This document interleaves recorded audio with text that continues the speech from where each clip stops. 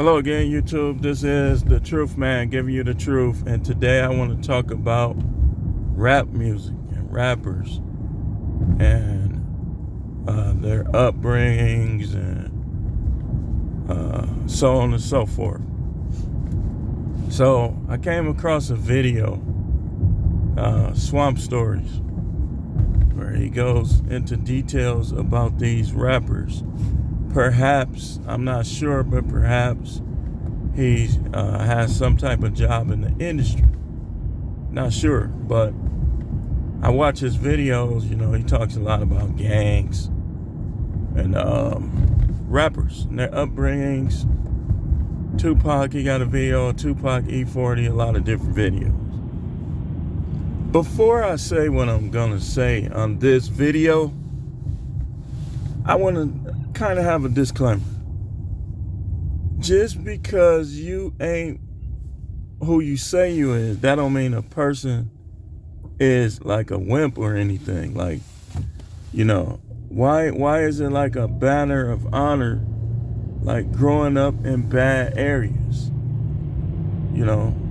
Now you should have respect to your neighborhood, especially if you learn to read and write and you learned your manners, all that. But there's dudes in the suburbs that know how to kickbox, all type of stuff. So it ain't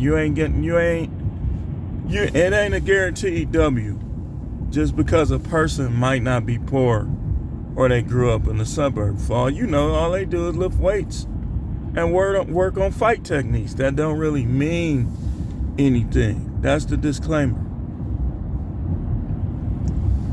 Secondly, I want to say, yes, I am from one of the notorious neighborhoods in Milwaukee. I grew up on 19th and Hampton. When I was born, I was in the hood as well. Like when I was born, the first 5 years of my life, I lived on 26th and Howard. Two notorious hoods. I was born in a notorious hood with gangs, 2-7, 2-4 close by.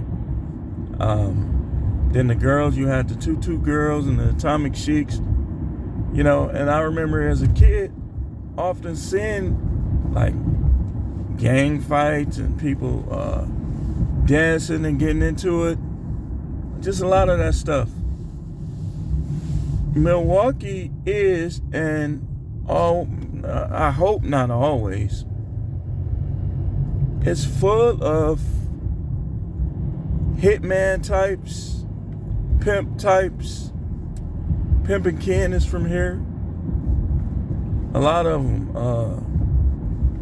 What's his name? Snoop.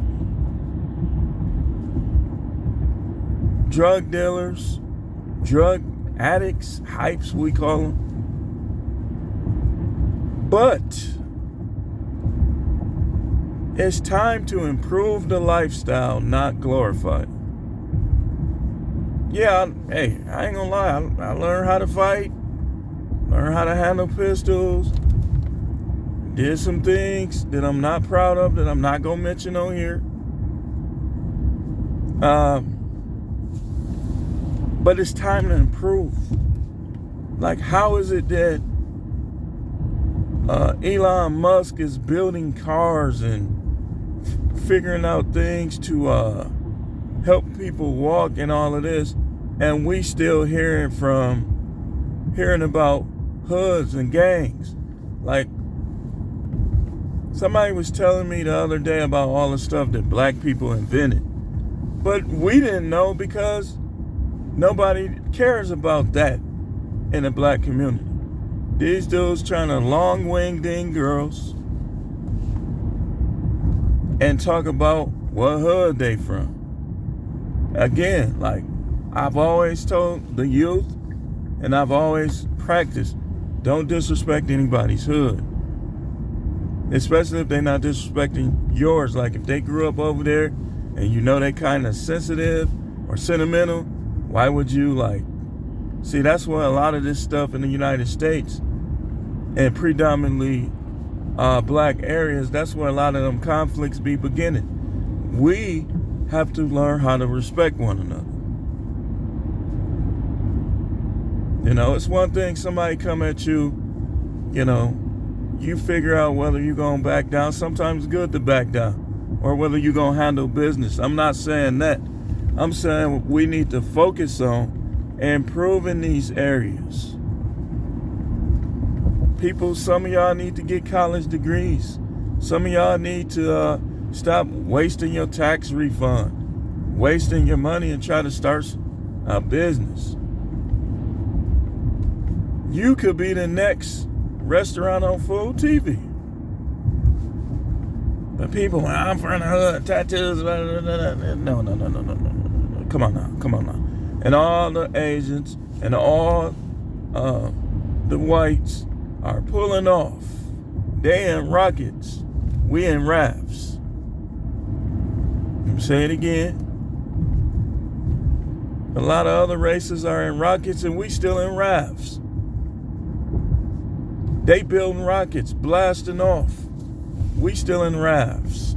I want reparations. I want reparations. Make your own reparation. We should get reparation. We should. But if we do, what's going to happen? All the shelves going to be empty. Some people are going to go without because some people are going to buy up everything. Kids gonna walk around with shoes with holes in it because all the shoes are sold out. I got a shoe fetish. And then every time you tell the truth, he hates himself. Come on now. You ever stop to think that sometimes when people give you that harsh truth, it's because they actually want to see you do good?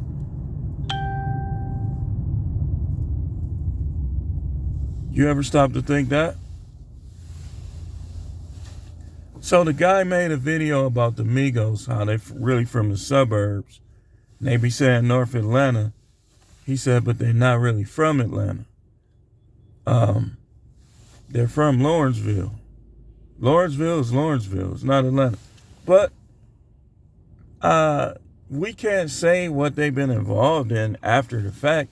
I mean, one could argue that, well, I mean, unfortunately, I can't say that I never got in trouble before I started playing sports. But getting in trouble is not a banner. Getting in trouble is a waste of time. It's a waste of time. Especially when you're a smart kid, you getting in trouble. You supposed, when you get in high school, you supposed to be trying to get your grades up high enough so you can get a scholarship. All scholarships ain't in sport. You be the valedictorian, you probably can get a scholarship to a university or to a college. And then you get the scholarship, you get to college, you say, okay, well, I'm going to work on this bachelor's or this master's. What's wrong with that, man? You will make more money with a master's degree than you gonna make in the hood. And take it from me, like I said, I ain't gonna go. I know how that hood money look and how the hood money works. And a person that get a job at a bank,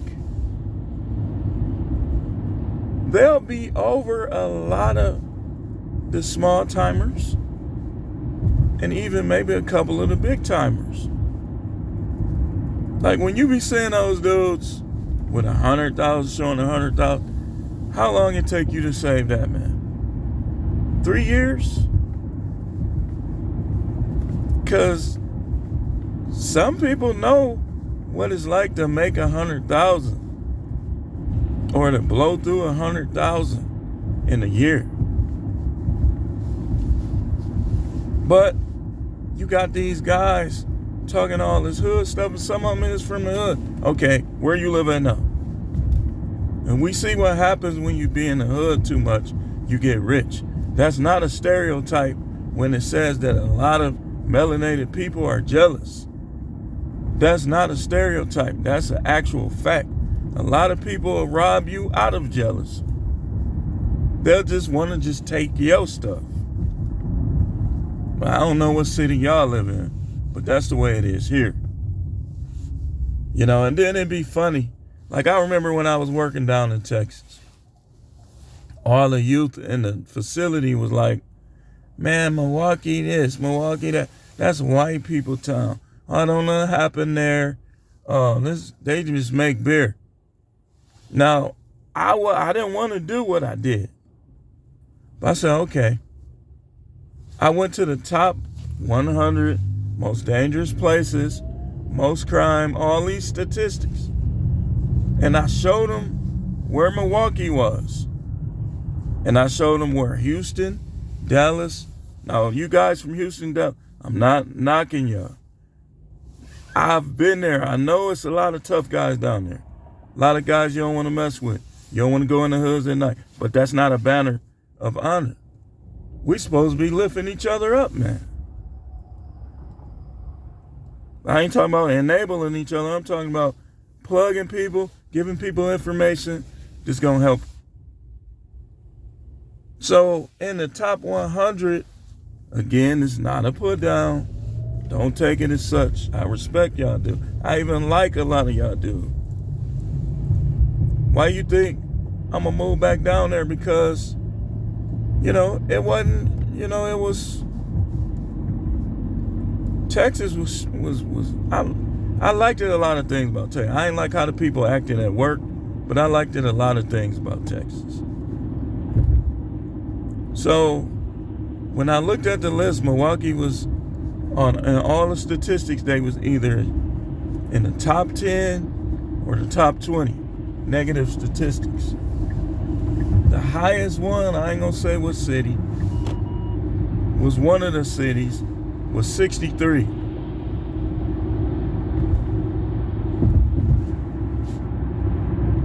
But people getting murked down there too, though. I'm just saying. And it could be reasons. There's money down there. Like most people, when they get money, they're going to lay back a little bit.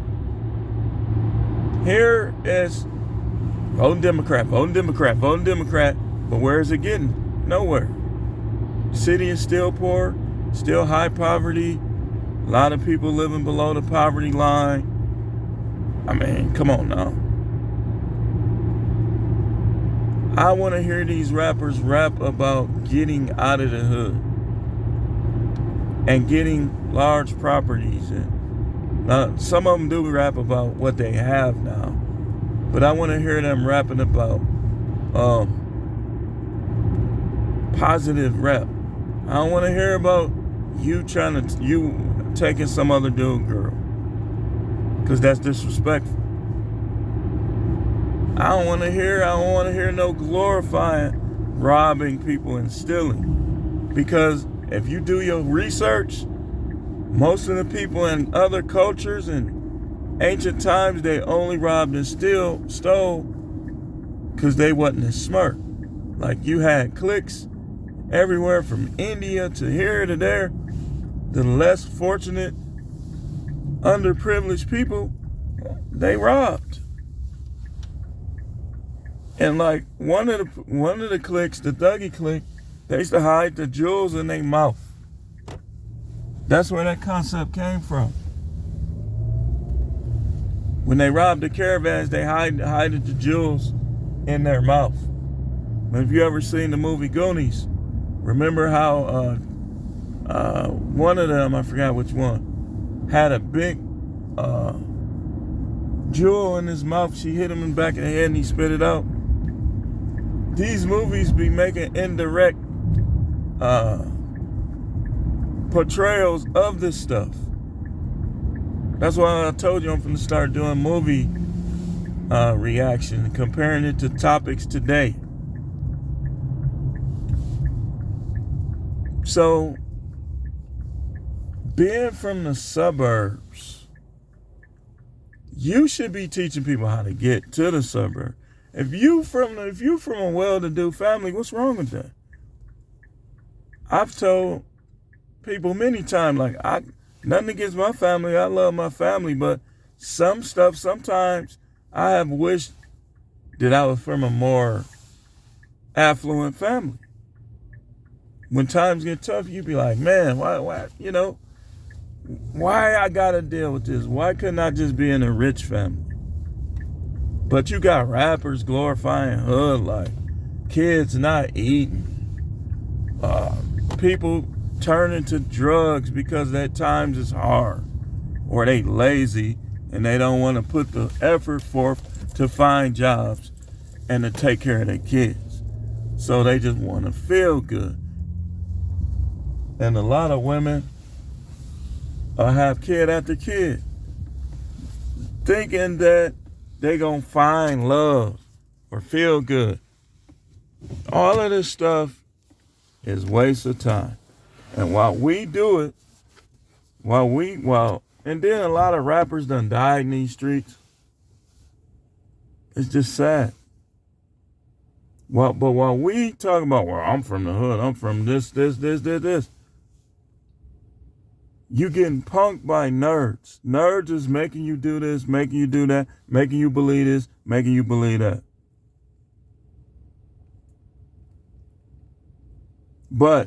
And then you got all these foreigners setting up shop in your neighborhood. But you I'm from this block, I'm from that, I'm from here, I'm from there. We used to do this, we used to do that. Okay. I'm going to be honest with you. In my neighborhood, most of us didn't need to do that stuff. It's reasons. I'm going to give you some reasons. I'm going to show you something. When you seeing these rappers, like in my day, it was NWA, SIBO, Spice One. I'm hearing about selling drugs, this, that, and the other, right? And then I'm seeing it in my city, like going back to the 90s, late 80s. And I'm seeing them getting this money and stuff like this.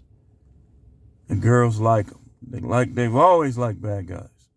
So then we see guys in our city, we saw guys coming from other cities trying to take over, set up shop. And that was one of the reasons people were like, that ain't happening. We'll do it ourselves. So people start doing this, start doing that. And they're like, wait a minute. I'm making X amount of dollars. I'm going to tell you like this. I'm going to give you a little detail. So when I was coming out of high school, I was an average football player at best. Average. Like my last year when I finally was getting on the field, I was getting on the field a little bit the year before, but like I knew how to play football, but I never played organized football like on teams. I just played, I knew the concept. So that first year, we wasn't that good. Like I'm just getting, I really should have been out there with them. Because I went to class with all of them. I should have been out there with them when we was all freshmen. I don't know why, but I just didn't. I came out maybe a year later, and that's when we ain't have enough players, this, that, and the other. We had some good players. We just didn't have enough. So we'll start getting tired in the games and end up getting blew out. So then junior year, got in a little more. Senior year, I'm ready now. I end up starting. Couple injuries. Didn't start some games because of injuries. Never missed a full game, but couple of games I didn't play as much because I had injuries. I had an ankle, I had a shoulder, which is why I didn't make all city. Because you have to start a certain number of games. But I would have made it because people wasn't catching passes on me. I was more like a shut down corner. They was actually going the other way. And I was like Deion Sanders, except I would hit you, but a lot of times I was playing hurt my senior year. So A couple times I kind of shied away and just tried to tackle people. And you miss some tackles in the process. But all that was gone when I got to college. I'm bigger now. I'm faster. I'm meaner. So I walked on. But, let's be honest, you have a lot of fun at Jackson State. So you gotta focus. You can't, when you start getting your props, you gotta just stay hungry, keep going. I was having a lot of fun, y'all. So when the time came, some errors was made on my behalf, and he was like, no, you can come out next year. Because he was mad. He was mad. He gave us 3 weeks to prepare. For 3 weeks, we was in the club. We was doing this. We was having a lot of fun down there. Then got on semi-pro, the USFL. Speaking of USFL, it's back. The league I played in after that stuff with Jackson State was the bankrupt USFL. It was like teams. It was a whole league. And the league was getting scouted like regular colleges. So, it was college coaches in our practice sometime. And I started blossoming. Time came to go back to school. I'm back in Milwaukee. Time came to go back to school. I owe some money. I thought my father paid it. He didn't. So I'm like, cool. Because I was making a lot of money anyway. So I was like, well, he ain't pay anyway. So forget it. I'm going to stay up here and do this. Dumb decision. Yeah, I was getting a lot of money. I was running them streets, this, that, and the other. It was a dumb decision, though. It was a dumb decision. Because I did that at the height of my potential. The height of my potential. I should have really went back down there. I didn't. So I know what I'm talking about when people be thinking they doing something, but you really just wasting time. Just you get it right on that football field, you gonna make millions of dollars. What you need with dope money? You gonna make millions of dollars. And I see even in this Milwaukee area, I see guys that are prime-time athletes that just don't make it because they can't get their head right. Like I did.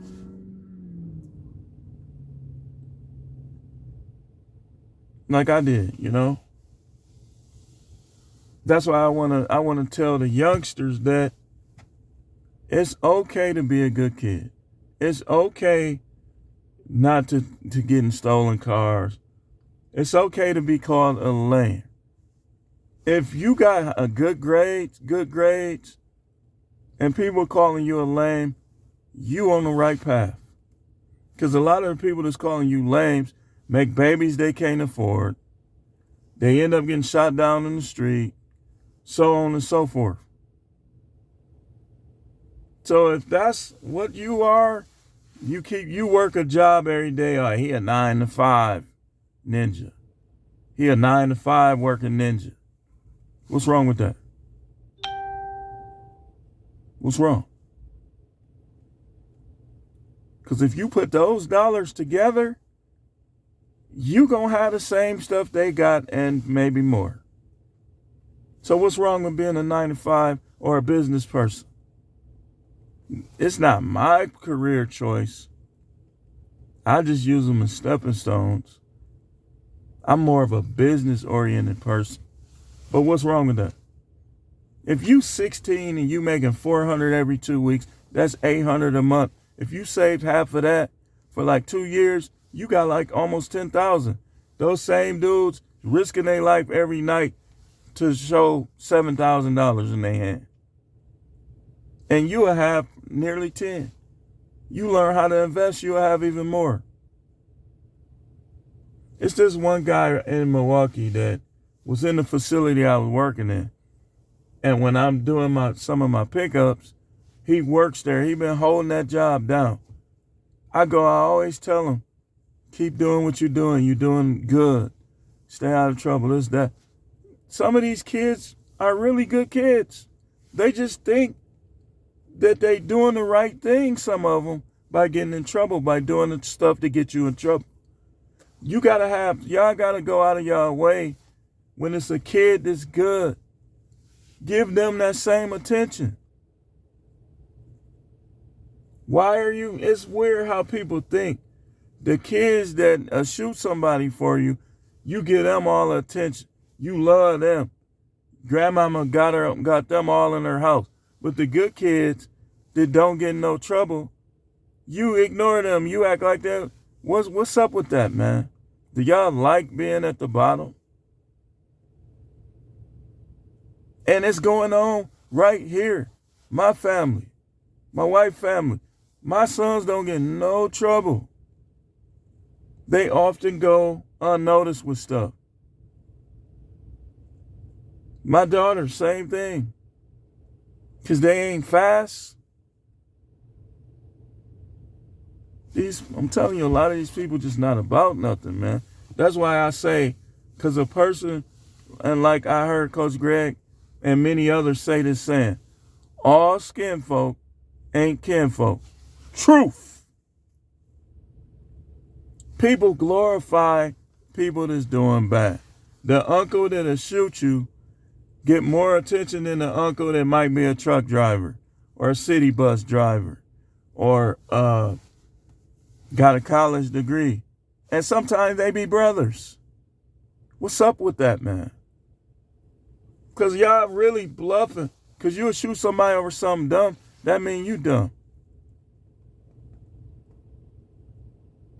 Over some words that you don't agree with, you should be like, if anything, yeah, I heard what you said. I don't agree with it, man, but hey, you got a right to your opinion. Move on and accomplish something.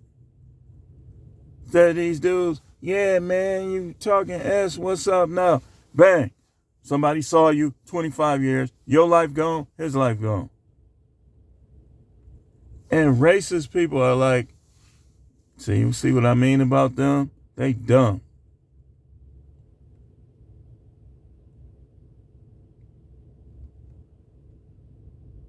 Y'all talk about, as soon as the police do something, y'all talking about what the police do, but every day people killing each other and you don't do or say nothing. But that's sad.